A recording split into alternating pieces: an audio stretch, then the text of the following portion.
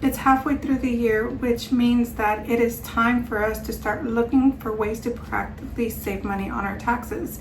I'm going to go over a tax strategy here that a lot of people don't know of, or if they know of, they just don't really understand how it works, so they're intimidated by it and just kind of shy away from it. That strategy is shifting income to your lower tax brackets in your family, aka hiring your kids. If this is something you're interested in, or if tax strategy for your private practice is something that you want to learn about more, make sure to subscribe to my channel so you can get notified when I post new videos. Before getting started, my name is Jeanette Andrada, and I help private practice owners pay the least amount of taxes using tax and accounting strategies. On my screen, you're going to see what I call the Private Practice Strategic Tax Map. What this is, it's a map that I put together for private practice owners. This tax map will go over the tax foundation that we are going to see right here, and then it's going to go over tax strategy. And I talk about these in different videos. If I haven't posted them, just make sure to be on the lookout for those. What we're going to talk about today is going to be this one right here, which is shifting family income. Well, let's go over some important questions. The first one is, can you really hire your kids? Is this a legitimate tax strategy? Next is, how does it work? You might know that you could hire your kids, but you're not sure exactly how that even works. How is it a tax strategy? And then finally, we'll go over requirements to make sure that you are compliant, that you're setting everything up correctly, you're doing everything correctly, to make sure that the tax strategy is implemented in a way that's legitimate and acceptable by the IRS. The first item is, can you really hire your kids? And the short answer is yes. Yes, you can hire your kids. However, there are certain requirements. The first one is that they must do work. So you can't hire your kid just to put them on payroll when they don't do anything for your business. It must be something that you would hire somebody else as.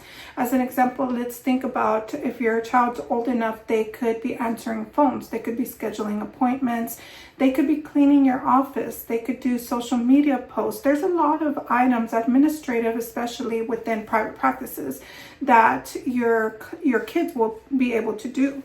With that in mind, you want to make sure that they are old enough, or that you ask yourself if they are old enough. And what is old enough?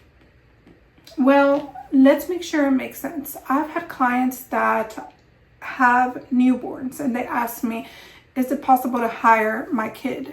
My answer 99% of the time is no.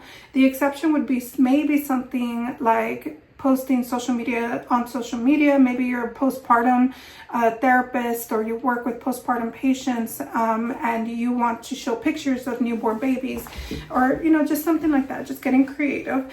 Then yes, that could be justifiable. If you are just posting pictures of your child just to post them, then it's probably not going to fly with the IRS. So just make sure that they are old enough. And again, with the question, what is old enough?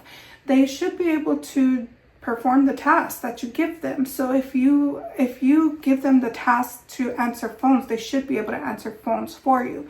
I typically find 6 to 7 years old is like a sweet spot, because they're starting to understand these concepts and responsibility and are able to follow instructions a little bit better. Some kids might need to wait a little bit longer depending on the types of tasks. For example, if you have a 5-year-old, a 6-year-old, you're not going to want to put them on doing data entry, because they're likely not typing yet, at least to that capacity. So just make sure that they are old enough. Then we're going to talk about what's called reasonable compensation. So reasonable compensations means what it sounds like. Their pay has to be reasonable. We can't have them answering phones and paying them $14,000 for the year for a couple of hours throughout the year. That's just not going to work. So you want to make sure that it's something that you would be paying somebody with similar job duties. So you don't want to give them this inflated salary just to make sure that you are getting the most write-offs. Make sure that they're working. Make sure that they're tracking their time, because you want to have proof that they were working. And you also want to make sure that you're paying them reasonably and consistently. So the answer again is yes, you could really hire your kids. It just has to be legitimate work. Now let's talk about how this tax strategy actually works. First, we have to understand a couple couple of things. The first thing is that we are potentially responsible for income taxes and Social Security and Medicare taxes. But your kids, if you're self-employed, are going to get special treatment. So if you're a sole prop, you have to be a sole prop to do this. If you're a sole prop, they are exempt from Social Security and Medicare and income taxes. Let's talk about income taxes. If you aren't familiar with the way income taxes work, the IRS gives us what's called a standard deduction, and every year it's going to change. Okay, the standard deduction essentially will reduce your income that they tax. So in 2025, we're going to see here that it's going to be $15,000 for single or married filing separately. So the children are considered single and they will get a $15,000 deduction.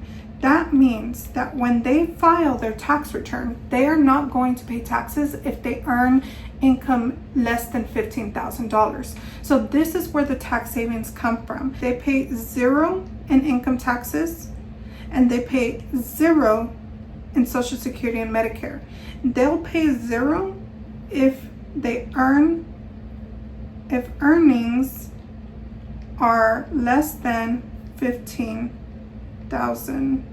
Sorry, this is ugly. That is how it benefits the employee, the hiring the child. With the business, you are going to pay similar taxes as an employee. So you're going to pay income taxes, and then you're going to pay self-employment, which is your Social Security and Medicare. It's just called self-employment tax because you're self-employed and you don't have an employer.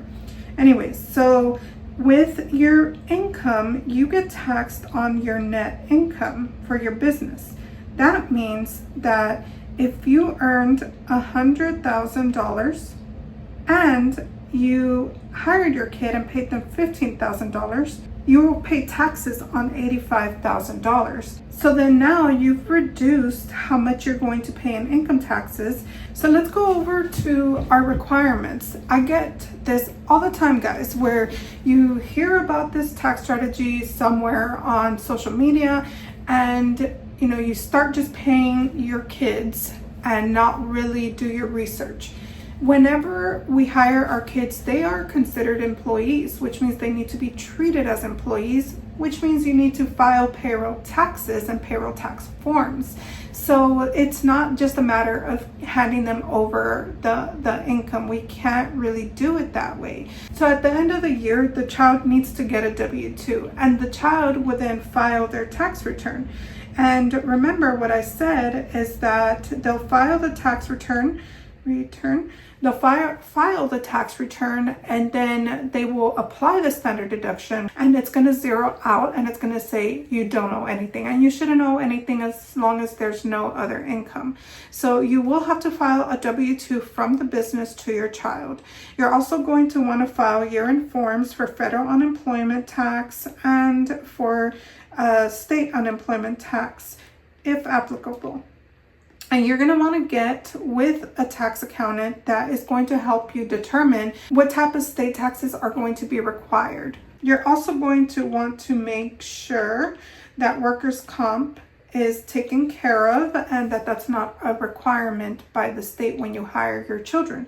So mostly there is going to be those tax returns that you need to file, and you need to make sure you have the good bookkeeping done as well, because you want to be able to book everything correctly on your tax return to show that this was for payroll wages and not a contractor payment or adding it to the incorrect spot on your tax return. What did you think about this tax strategy? Is it something that you personally feel like you qualify for? If you do, reach out to me, guys. I'm accepting new clients right now, and I'm helping my clients with tax strategy because it's the middle of the year. It's a perfect time to start implementing the tax strategies that are available to them. There's a link down in the description to schedule a strategy session with me. It's a free 15-minute session. Well, I'll go over your tax situation and give you recommendations based off of my tax blueprint. Please let me know if you found this video helpful. I plan on making more tax strategy videos for private practices, and I really hope that you stick around and that I see you later.